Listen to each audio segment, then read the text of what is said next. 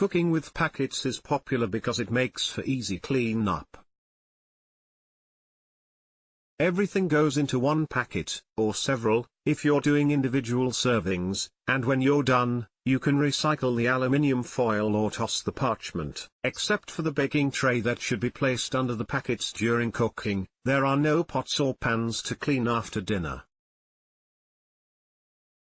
They're also great for company because they can be assembled ahead of time and popped in the oven when company arrives, leaving you free to be with your guests instead of in the kitchen. Whether you're cooking in parchment paper or aluminium foil, the setup is the same.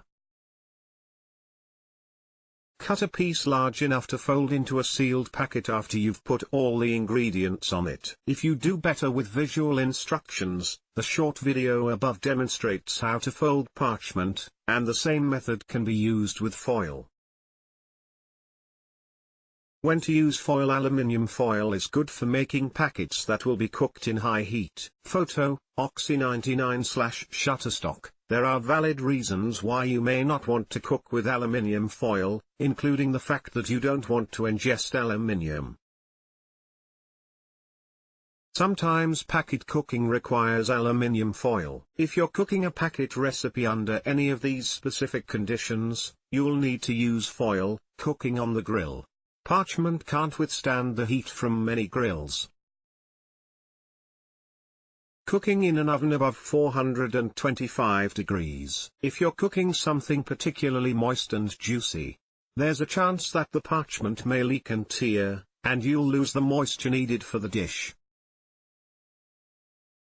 When to use parchment paper. When choosing parchment paper, look for brown, unbleached paper because it's more environmentally friendly. Photo, Valkoinen/Shutterstock. Use parchment paper when it's called for in a recipe or substitute for foil anytime you're using the oven below 425 degrees, providing you're not cooking something particularly liquidy.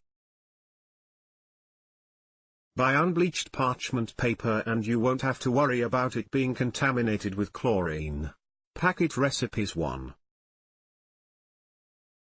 Lemon garlic chicken parchment packets. This recipe makes 4 individual chicken packets with the vegetables cooked right in each packet. With simple ingredients and fresh veggies such as summer squash and cherry tomatoes, along with boneless chicken breast or thighs, these take about 20 minutes to cook in the oven.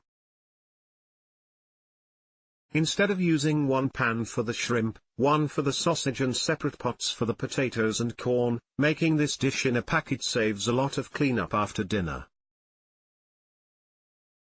Photo, FreeSkyline/Shutterstock, 2.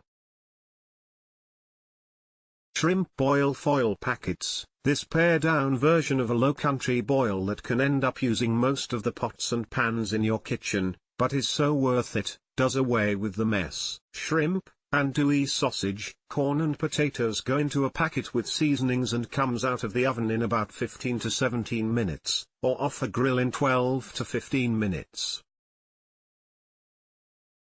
3.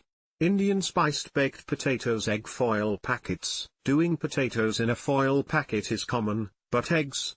This gluten-free, vegetarian recipe shows you how it's done. Open the mostly cooked packets, add an egg, and cook for another 10 minutes so the yolk will run all over the potatoes. Yum!